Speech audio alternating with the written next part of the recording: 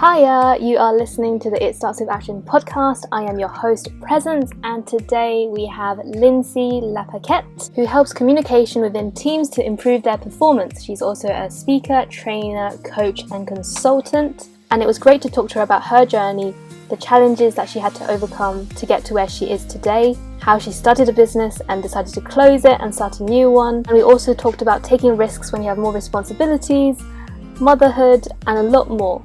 If you enjoy it, then please share it to your friends and family, give a review on Apple Podcasts, and yeah, let's get into it. Hi everyone, welcome to another episode of It Starts With Action, and I'm really grateful today to have Lindsay, is it Lapaquette? Oh, you're very good, yes. But I'm really happy today because I'm getting to talk about communication, which is something that I struggled a lot with in the past, but now slowly getting better, and hopefully will also help you guys as well. So Lindsay is a leadership coach, helping people better their communication skills in the workplace. Yeah.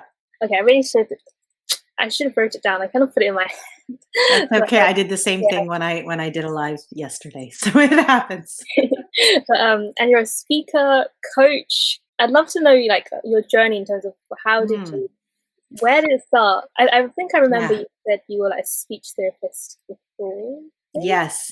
So I'll go a little bit before speech therapist because I think there's some other things in my history that kind of contributed to where I am today. So I grew up in I was going to say in a military family. My family per se weren't military. My grandfather was in the military. My dad did do some military but dropped out. But the lessons he learned in the military were kind of brought to how he raised us. And so, he would give us orders and tell us what to do. And we were supposed to be like his little soldiers and following along and doing what was told. And I did that much of my life until when I was leaving for university. My dad wanted me to be a hospital administrator. I have no idea why, but he just had his heart set on me being a hospital administrator. And I didn't want to. And it was one of the first times in my life that I really kind of dug my heels in. And so my mom at the time, I didn't know what I wanted to do. And she said to me, you're good at different languages. I had lived in France when I was 15 for a few months with a family. She said, you love to talk. Why don't you look at speech therapy? And so she set me up with a friend of hers and I went and visited and I loved it. And so I went off to university, did my master's in speech therapy. I got my first job working with preschoolers who had disabilities. And I loved being able to share my expertise and help the families. But then I had my own two kids who both have disabilities themselves, fairly significant emotional and behavioral challenges. And through that, I started to realize that, I had taken on my dad's way of I'll give you orders and tell you what to do and you'll listen. And it wasn't working. It really, really wasn't working. And so that was one of my first steps of, I need to look at how I'm communicating differently, how to learn to communicate differently so I can help my kids. And then sort of on a parallel to that, at the same time, I lost my mom and uncle in a car accident. And that was just, absolutely devastating to me. And it was also one of the first times in my life where I was really vulnerable. I was that person who needed help and who would accept help. So there's probably other times in my life I needed help, but I wouldn't accept it. I was that strong. I can do it by myself. The accident kind of stripped that away because everything was so raw that I needed help. And one of the things I saw through that journey was how hard of a time people have having uncomfortable conversations because it was uncomfortable for people to talk about what I was going through. And people had a tendency to either dismiss it or want to fix it. And I just started seeing these patterns of what wasn't working. And I started seeing those patterns elsewhere, in the workplace and seeing the impact of that. And then at the same time, I got a contract working with First Nations clients. So I don't know what you'd call that in your neck of the woods. So like in the States, they call them Native Americans, sort of the first people to arrive in Canada. Indigenous is, I'm not sure of the term for you, but anyhow, they live, in remote areas and very different cultures. And I started doing some training with professionals on how to improve their communication skills. But at the same time, I was learning from them because they have this deep, deep listening that is, I just got shivers. I've never seen it anywhere. They can sit in silence after a question for 3 minutes, just reflecting, and everyone just waits. And it's very different. And so I learned a lot from them about the power of listening, about the power of connection. And so that all sort of evolved into the work that I'm doing today. I eventually decided from all these experiences that I enjoyed doing the trainings more than I enjoyed being a speech therapist. And so I gave up my professional permit and got into doing, speaking and coaching and training of leaders really who want to improve their communication skills so they can communicate better with their teams. Because I think that when people feel truly seen and heard, that's where they're going to follow your leadership, and you can inspire them to be the best version of themselves by growing into the best version of yourself and learning to truly hear your team. And so that's kind of where it all evolved from. Yeah, I completely agree with kind of needing help but not asking for help, and just honesty. For me, I had I think around 5 years of eating disorder, and I was anorexic, and I could never ask for help, never said anything about it, could never communicate it out to people. And so it's hard. Yeah, it is hard. It wasn't until I was forced, someone saw it and forced into hospital, that I realized that I can't really hide it anymore. Right. What we'd say is the biggest, I don't know, area that you see people kind of need to improve on the most when you in communication? Yeah, good question. So it kind of depends on the personality of the person, because some people speak up a lot and sometimes speak over others or don't listen to others' opinions, or sort of think they're always right, and I can be that person. And then some people have a harder time speaking up at all, and don't even necessarily recognize what they need, and have a hard time, even if they recognize it, have a hard time sharing that with people around them, especially if they're with someone particularly pushy. And to be honest, I would flip between the two in my younger years. Sometimes with some people, I could be very assertive, not assertive, that's not the right word, aggressive. And with others, I would step back and be too afraid. So it kind of depends. Some people need to learn to step up a bit more and have that confidence to speak up and hold their ground. And some people need to learn to step back and listen a bit. And I think if you can identify, if everyone can identify what their natural tendencies are, then we can kind of start to identify which one we need to work on a bit more. So how would you suggest someone who maybe wants to speak more, but is always a person in the group where they never say, in teamwork and stuff, they're always a person who just listens and never says something? What would you encourage them to do to take action and be a bit more not be afraid to express their opinions? Yeah, that's a great question, because I think there is a ton of value in that person's listening that is undervalued, I'd say, in our society, right? I find that those people, when I work with teams, are often viewed as one of the problems. They're not participating enough, whereas the value they're bringing through their listening is not given the space maybe it should. So I just wanted to say that first off. But I recognize so much what you're saying about that fear of speaking up. I remember after the accident, I remember it clear as a bell. I was in our unfinished basement in the back, with a laundry basket in my arms, talking to a friend on the phone. And she said to me, what do you need? What can I do to help you? And in my head, all I could think was, I need laundry done. I need groceries. I was so overwhelmed. I couldn't even manage the everyday tasks of life. And on the phone, I said, "Oh, I think I'm okay. Thanks. I'll let you know."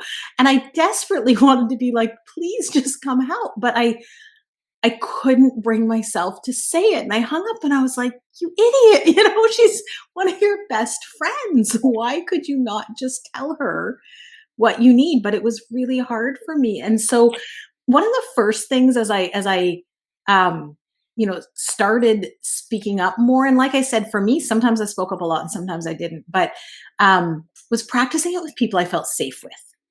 Mm. And so there are some people, as you may have experienced, who, even when you do speak up well, are very pushy and will do anything to try to override you. Those aren't the best people to start practicing with.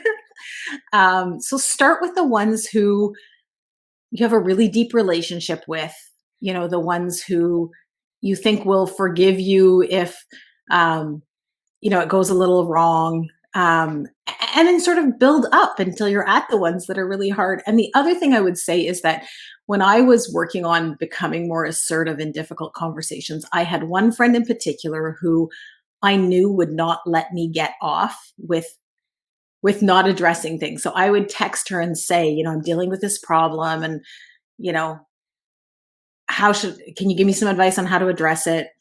And then she would check in and say, have you spoken to them about it yet? And Mm. so but she was kind. So it can't be somebody who's like, hey, stop beating around the bush. You're being ridiculous. You need to get at this. Like, for me, at least, that would not help. I needed somebody who was kind, but who would also say, I know this is something you want to do, you know, Mm. and she just, knowing that she had my back, just was helpful for me in those really, really hard conversations that I still have, because we're human. Mm. Yeah, actually, I think the topic of like just having really hard conversations is a really good one because, like talking to my friends, they find it really hard to talk to people they're super close with because they're afraid of what they think. Or just, Mm, like, even though they've really like, sometimes it's hard to tell people about things that like it's hard to tell people who they trust the most about things, that's a and good that's point. a stranger. Whereas some things, it's like the other way around. So what would like Mm, I don't really know what the question is, but like I think like let's say someone has like wants to is like struggling a lot, and like you they want help, they need help, but they mm, can't get themselves to like ask it. How can they mm. break through that? Yeah, that's a good question. On many levels, I think that for change to happen, we kind of have to be at that point where we're ready to accept help, Mm, because in my professional life, not in what I'm doing now, but before, I think I spent a lot of time sometimes trying to convince people mm, that they needed help, which just broke the relationship. Because then I'm coming in as the expert, and I'm telling you what to do, even if I'm saying it kindly. My experience has been that doesn't really help. Whereas coming from a place of listening, it's kind of like they need to be heard enough until they understand themselves that they want help. mm, Um, so it kind of depends on, is it that they want help but they just can't say it? Then could they say something? I said recently to a friend, I was working on changing something, and I said, I'm finding this hard. Can you help hold me accountable for this? And I didn't mean be a parent and slap me on the wrist if I'm not doing it, but can you bring this up with me again? Because I will probably avoid it. If I'm not doing, I will just not speak of it again. Can you be the person to raise it in a conversation, to kind of open that door? So, I don't know if that's something. You still have to be able to say that. I don't know if that, mm, and outside of that, if somebody really doesn't feel um, safe enough with the people around them to share, and I don't mean physically safe, I just mean that sense of safety. Sometimes it takes calling an anonymous hotline, or if it's something quite significant, um, to have that first step of feeling like you can share that big thing. That it kind of depends on what level of a situation we're talking about here. that's true. So I guess even mm, but if anyone listening wants to say something or share something and isn't comfortable with sharing it with people they know, then don't forget to share it with people they don't know that if they want Mm, to try. It's good to like kind of like put yourself out of your comfort zone to just try to sit like for example for me, so I also have had this thing called alopecia. So I lost all my hair when I was 15, and I still have it now, but it took me like, it wasn't a few months ago that I could manage to tell someone about it. It's not Mm. that I didn't want to say it. I did Yeah. want to tell, because like, it gave me so much freedom after just putting it out there. Mm. But I just couldn't Yeah. say it to someone. Actually, no, I did tell. I separated it into just like, I told one person online that I met, like, he's now my best friend, but I met him, I think I met him on LinkedIn. Yeah, I met him on LinkedIn. I didn't know him, but I just told myself that I just want to test myself and prove that I can tell someone about my alopecia. It just makes me feel better. I don't know this person, but I'm just going to tell this person anyway, because, yeah. And now we're best friends, which is so funny. And then the other time is I told my closest person, like closest friend. Mm. It's on two separate occasions, but I just felt, I don't know where I don't know where I'm going with this, but Mm. I didn't feel ready to tell Yeah. someone. Well, and I knew think to, kind of. I think what you're saying, I still do. yeah, but I think what you're saying, I mean, I totally, that resonates with me, right? That if you're talking about something that's really big and emotional, because I can imagine that that's like a really difficult emotional journey. Is 15. I remember myself at 15, right? I just want to be the same as everyone else. I didn't want to be different. Yeah. That's not a wonderful thing to experience in high school, so those things that are, I guess, like me with the accident, right? That was so emotional. I didn't want to tell my friends. I mean, like you say, I wanted to tell them how hard it was, but I also didn't, because it means, I think a lot of it is to have those hard conversations, whether it's about something big like that, or even, the things that I do in my work, which I don't want to say are smaller, because there's still significant issues, but if it's even just addressing someone's performance issues at work, part of it means we have to be able to sit with the feelings that are coming up in ourselves when we're talking about it.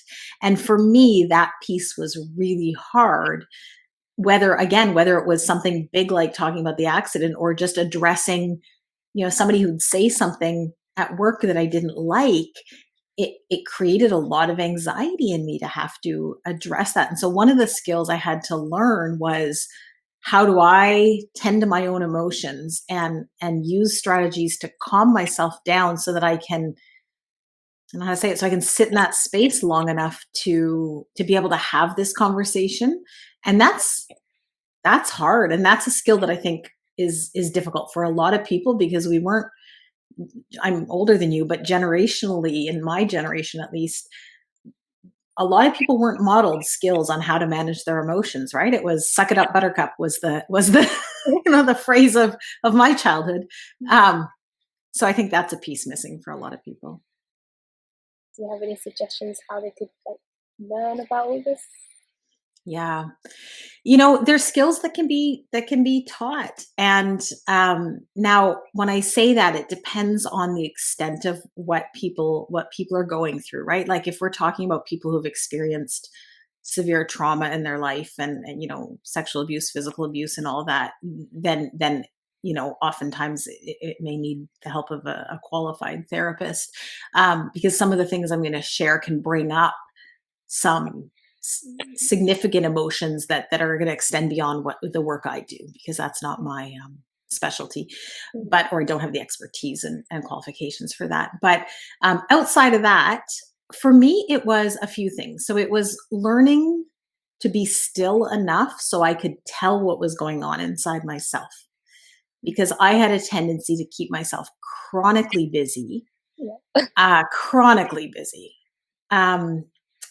And so I couldn't really tell how I was feeling, because I never slowed down enough to see. And I think that chronic busyness was like a pattern or an unintentional strategy to keep myself from feeling my feelings. And that's, again, where that accident, I went from working full time to, and raising kids and all this. And I just cut that all off, and had nothing but stillness to see how I was feeling. And I wasn't feeling great at all. I was feeling horrific. And so, but the lesson it taught me was that in that stillness,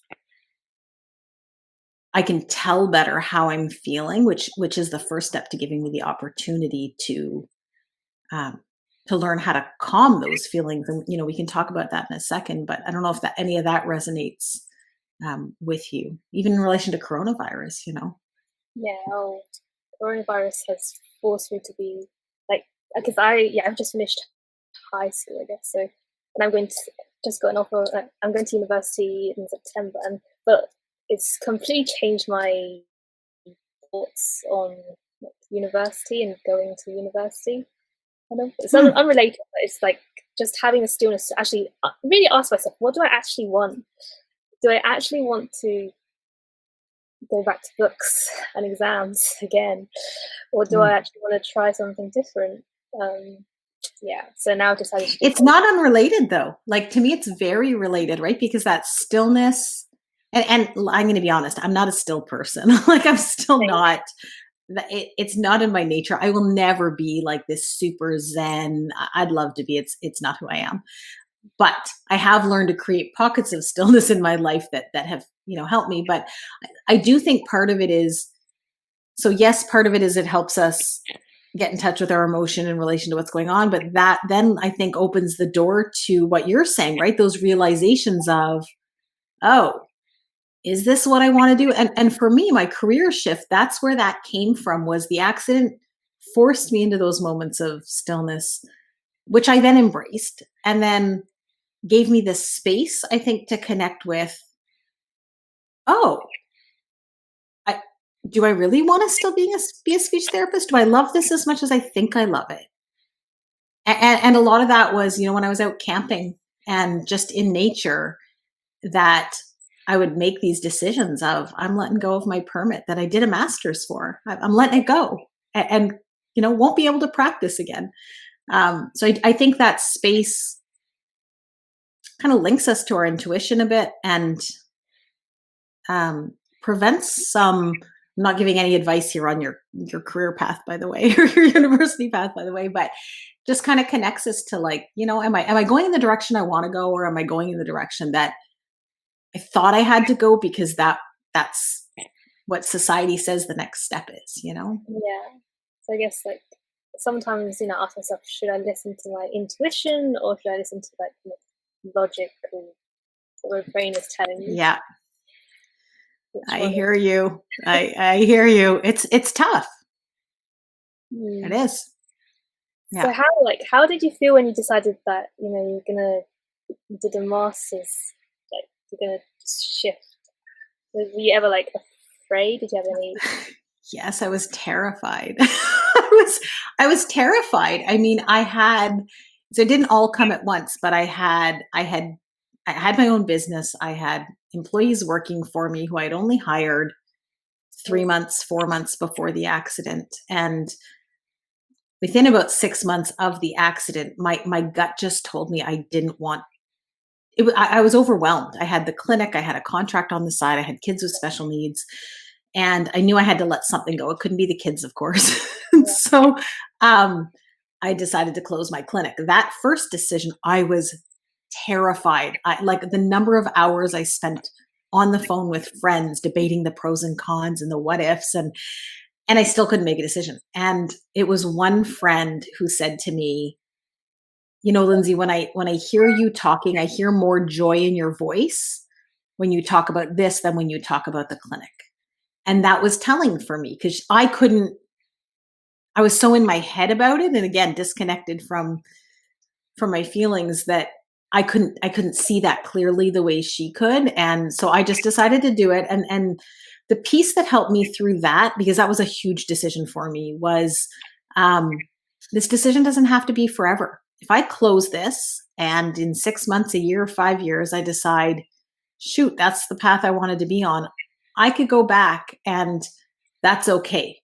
And so having to not, the way I was raised was that you plan your life and you follow that plan exactly. And if you don't, you're a bit of a failure. You're a lot of a failure. Not a bit. You should have seen it coming. So my dad's common phrase was ready, fire, aim, meaning you didn't plan enough and that's why you're in this mess. And I heard that 1,000 times a day. And so, yeah, it was scary. And so I've had to really retrain myself to believe that that's just part of the growth path versus a failure. And I never went back to opening it, but, just being able to not see it as a failure helped. Yeah, I think this is I guess at the time I'm going to post this is so we had the university results day yesterday. I luckily got into my first choice, but I know many people who missed it and are going for clearing or not going to university, and they're probably feeling like failure. How would Mm. you, like, all your thought processes when have you ever, like, I guess everyone has thought of themselves as a failure once. So how was how did you overcome that? Mm. That's a good question because I think we all face that in life, right? Moments. I mean, it still gets in my head that things don't go as planned and you think, "Oh, it's because I didn't. I didn't work hard enough. I didn't whatever." Um it's my experience has been it's really hard in the moment. Like as you're going through those emotions, it's really hard to not feel that. And frankly, I think sometimes when right away we're like, "Oh, well, I guess it wasn't meant to be. I guess I wasn't supposed to go to university." Sometimes I think we're fooling ourselves into believing that we don't care. Mm, And so I think it's important to experience the emotions that come up when things don't go as planned, when the thing we were really striving for, like getting into university, does not work out, because that's brutal.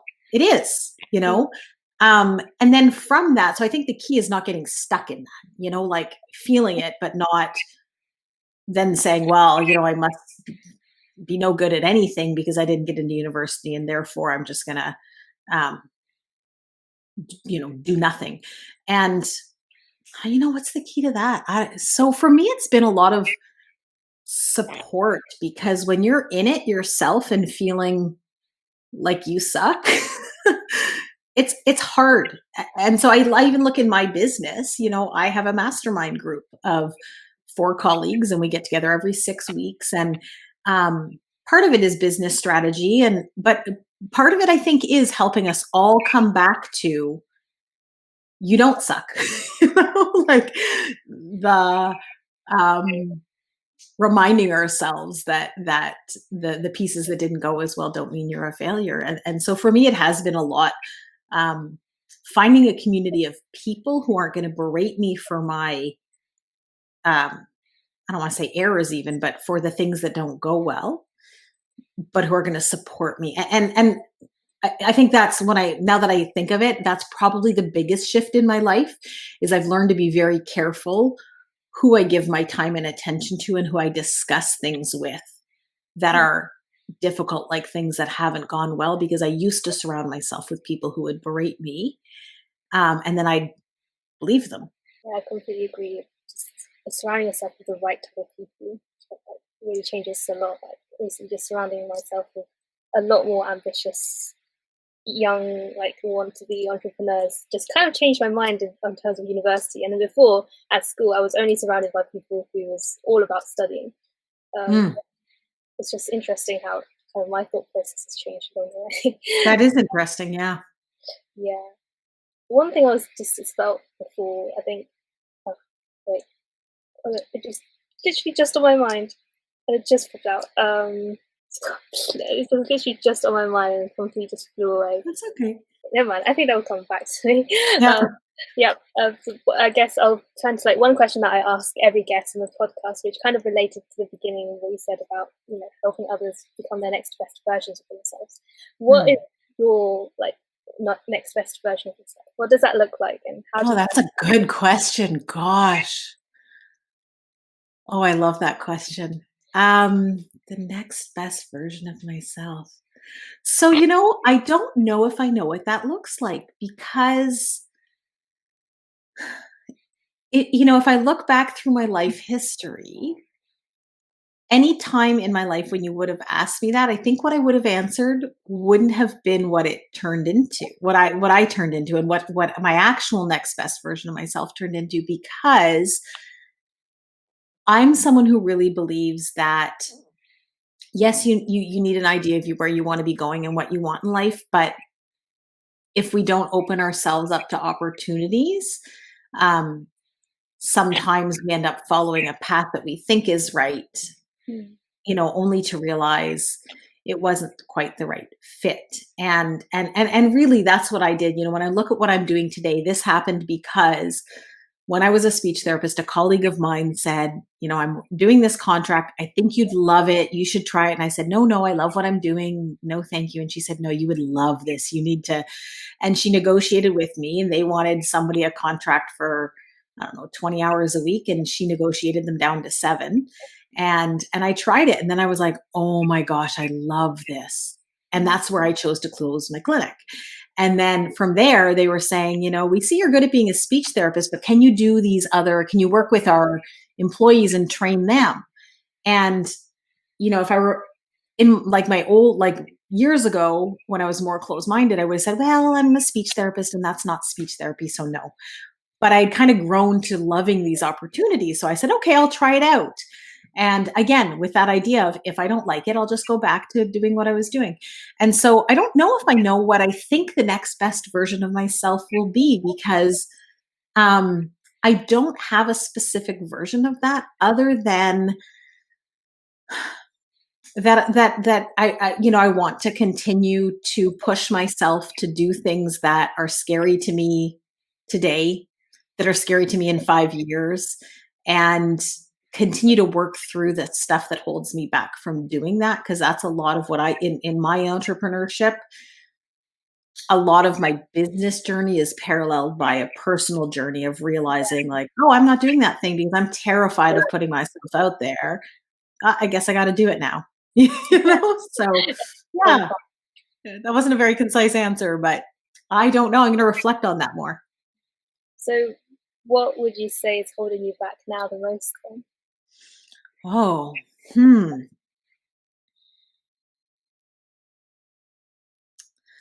So, I mean, I think there still is a fear piece. Um, so I think the biggest fear I have probably, and I've heard this from a lot of women, but is the fear that if I take on too much too fast, like my family will break. That and I don't even know what I mean by break, because I don't feel like I'm on the verge of divorce, but just that the toll it will take on my family is something I would regret. And I think that holds me back too much. Like I think I don't give enough credit to um how solid of a relationship is there. But I think that's a big piece that scares me, because in my younger life, I really neglected that part of my life, right? It was work, work, work. And um, to the extent that I was probably close to a burnout when I was in my early 20s. I ended up getting really injured instead. But I think my injury was my body's way of slowing me down instead of a burnout. So yeah, I think that is probably my biggest fear. Do you have an idea of how you plan to deal with it? You ask good hard questions. I like having to reflect really deeply.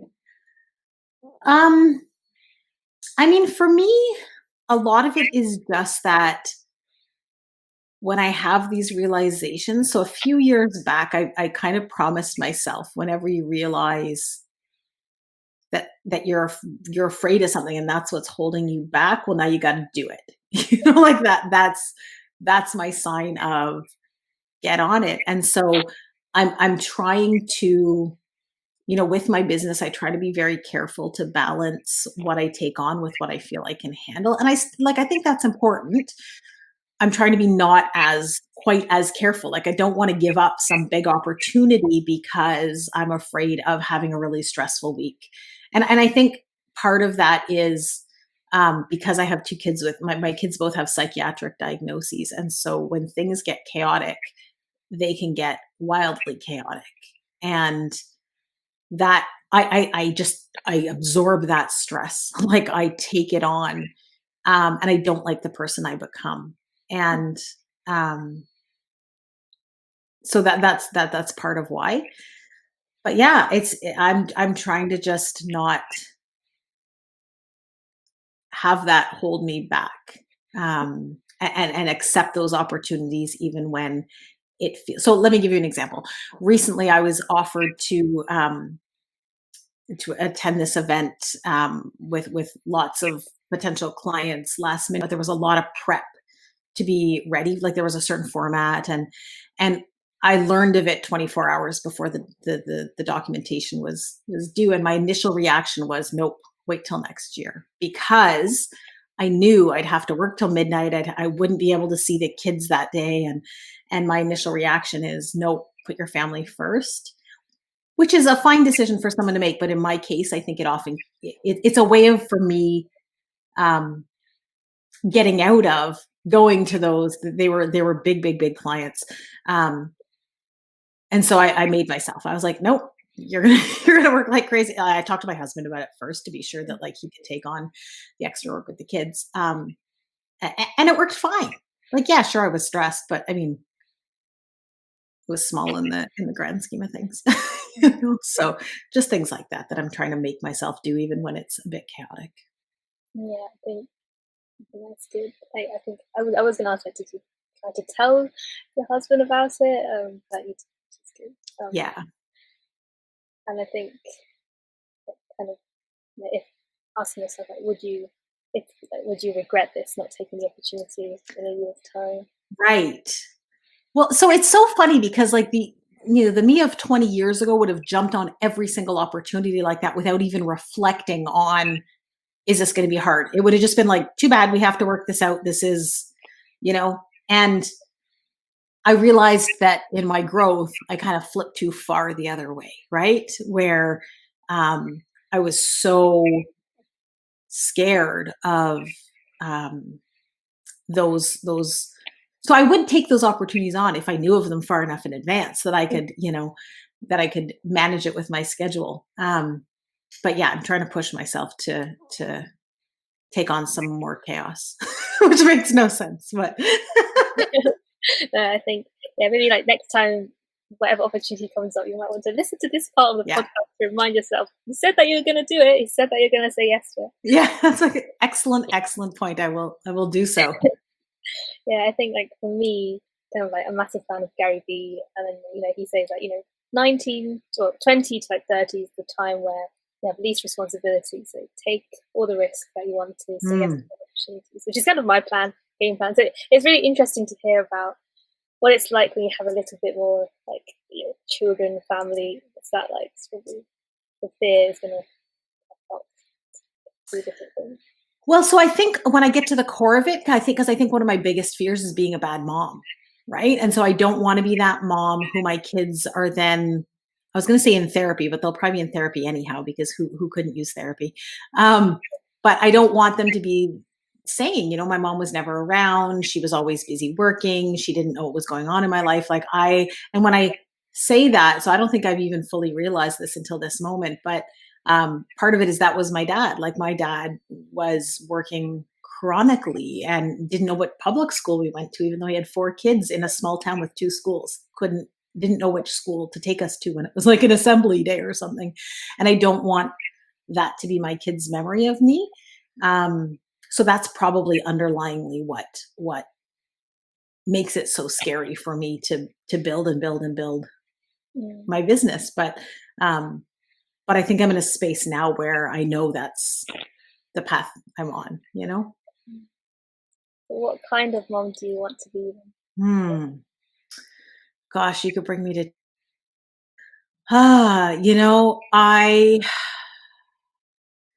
I flip between moments where I can be really present with the kids and really enjoying my time with them, and just in the moment, I guess, like rolling on the bed, tickling them, at the park playing soccer, just, I don't know, like last night we have a jacuzzi. Last night we were in the jacuzzi talking about Pokemon for half an hour. But then when I get really stressed, I can get to be really cranky and, get to bed.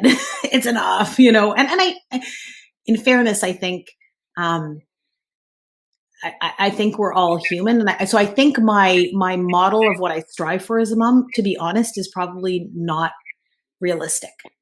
And so I think that's been part of my journey too, right? Is accepting, and that I'm still on, that you can never be like this perfectly calm, responsive person, because I haven't met anyone like that in my life. And so, so I think I kind of shoot myself in the foot a bit by having that perception of what I would like to be as a mom.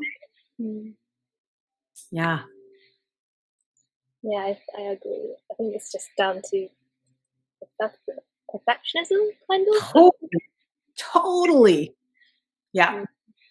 Yeah. Yeah. So how would, I guess, how, well, I guess, how do people overcome perfectionism? Just kind of always remind yourself that you're human and can't do everything. Yeah. Yeah. Yeah. Yeah. Well, and in many ways so motherhood for me has really helped in that regard, in terms of being a mom and having a business and that whole idea of doing it all. I mean, my house is just wholly messy right now. We're in the middle of painting a bedroom, like the furniture's in the hall, the stuff is everywhere. Like, we often don't get the dishes done until, we wake up, we feed the kids, we both head off. I shouldn't say head off, we both work from home, but we don't do the morning dishes. If the machine is full, we don't touch them. It just piles up till dinner. And I've learned to be fine with all that stuff for the most part, because I was driving myself nuts in my early years as a mom, trying to keep everything just perfect. And the reality is that, in my perspective at least, that when we do that, then, okay, our external life or exterior looks perfect, but inside it's often a mess. And I've tried to learn to prioritize keeping the inside less of a mess and the outside messier, if that makes any sense. I like that. Yeah, keeping inside better than outside. Makes a lot of sense. Yeah, it's hard. How about business-wise, in terms of, I don't know, from someone who's just like looking at all these people starting businesses, it looks very smooth, like, oh, so many like accomplishments, so many followers, blah blah blah. What would you say is the messiest aspect of your business? That's a good question. Because there's so many messy parts. Like, which one do you pick? The whole thing has been messy, really. And I don't mean that to discourage people, because I in no way would go back and abandon the decision I've made. I wouldn't, or I would have already. But the whole thing was messy. So I had a business before this. I ran a clinic. That business was extremely easy. So I had this really naive experience of what it means to be a business owner.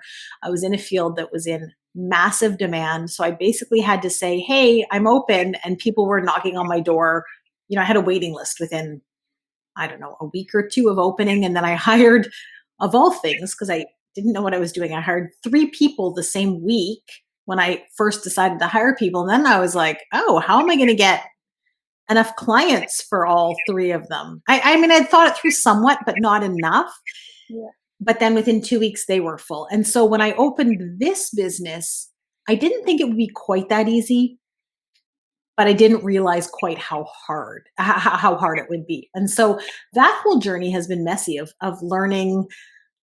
But I didn't even know what the difference is between sales and marketing. Never mind not knowing how to market or not knowing how to sell. I did not understand the difference between those 2 words.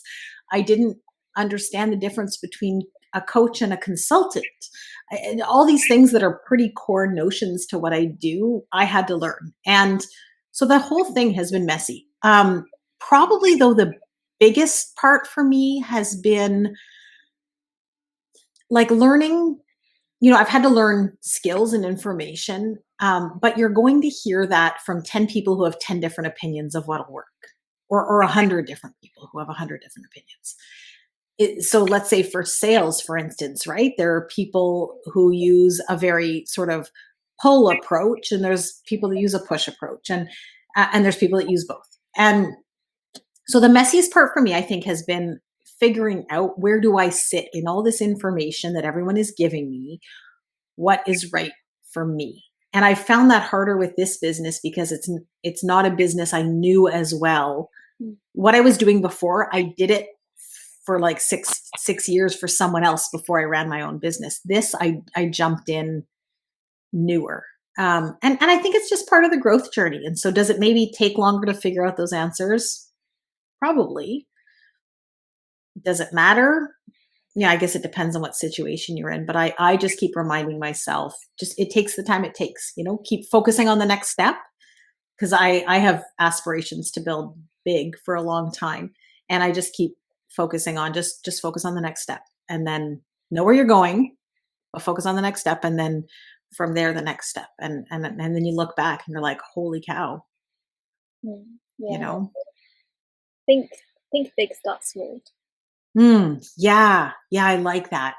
I heard that on. I listened to one of your podcasts. I can't remember. It was a man. I can't remember his name. Anyhow, sorry, not to put you on the spot. I heard him say that, and it really resonated. That like, don't worry about how the whole thing works. What's the next thing you need to be able to do? Work on that, and then it helps me break through that overwhelm of everything I need to learn. That is so far outside of my skill set, because that's what entrepreneurship is, especially early on, I think, right? Like I have one employee and one person I contract to regularly, and that's it. So, and oftentimes people don't even have that, so it's a lot of learning, a lot of new skills. Yeah, I agree. Like starting your own business, you have to learn everything from like simple social media to like marketing, sales, Yeah, like simple how to even write, how to do like how to use WordPress or like totally. Like it's just editing maybe, Yeah, all yeah. that. Yeah, I think the beauty though is that, like, for me, when I contrast to having been an employee, is I get to choose what I'm learning, and as my business has grown, it's allowed me to choose the things I hate, because I really hate anything IT related. And as my business has grown and then I have funds, then I can choose. I still need a base notion, of course, because it's my business, but then I can choose to ask somebody else to do that for me, to pay someone else. And then I get to focus on the stuff I really love. So I've found that for me, who has to be like, I have to love what I do for work. I like love it, not just enjoy it. I have to love it to be really engaged in it. And so it's allowed me to really follow my interests and passions while not having to do the other pieces, which when I was an employee, I, I had to do those, So that's kind of the fun part of entrepreneurship, I find. Well, if you don't mind sharing, because sometimes I tell this podcast is like a safe space where you're allowed to dream as big as you want to, and no one's going to judge you. So, like, what would the vision of your business be? Yeah. Where do you want it to go? Yeah, well, so my life dream is to do an interview with Brené Brown. I don't know if you know who she is, but she's phenomenal. Yeah, I'm in love with her and her work. And so that is my sort of big end life dream, is to do I don't know what format, but just get to meet her, and not as a fan. But outside of that, I think I really want to be moving towards like a large company where, we have a team of coaches who are doing, on-site trainings with leaders within organizations. Possibly also having like online modules, and so I don't have a really defined fixed vision of exactly what that's going to look like, because I often, so I want to say change in the sense that I'm not going from like here to here to here back and forth all the time. But, for instance, I thought that I was going to launch some group coaching, and I've decided that's probably not my next best step. And so I like to sort of see what the next best part feels like based on what I'm enjoying and what is working. And so, whether that turns into a more training company or a more coaching company, I don't know, but I want the messages of my work, I want them to have a large reach. And to do so, I would need people beyond myself to be able to do that work. And I love to mentor. It's one of the things I love the most in my old career. So yeah, so we'll see where that all goes one day. Sure, be good. another question that I ask guests at the end of the podcast is what challenge do they have for themselves and for listeners to take action on? So you're talking short term here for me, I'm guessing? Anything. Yeah, short term. So I'm still trying to wrap my head around it. So, I mean, short term, I have a bunch of things I'm working on. You know, I'm working on getting my marketing automation system up and like having a really good funnel. I'm working on redoing my coaching section of my website. Well, I shouldn't say I'm working on it. It's in my head. I haven't worked on it. So, but it is on my coming to-do list because my coaching has really evolved from when I did that website, and it's just sort of starting to feel like it's time to do that. And outside of that, I have a lot of meetings coming up with potential clients that so this isn't something I guess I like a new goal I'm setting now, but a whole bunch of new sort of big events that I'm not used to attending, but I some of them, to be honest, I don't even fully understand what's going on, but I was like, sign up, register, and go and learn from it, you know? So that's kind of my philosophy the whole way along. And in terms for others, you know, I think probably the thing that has been most helpful in my life has been my ability to just keep going.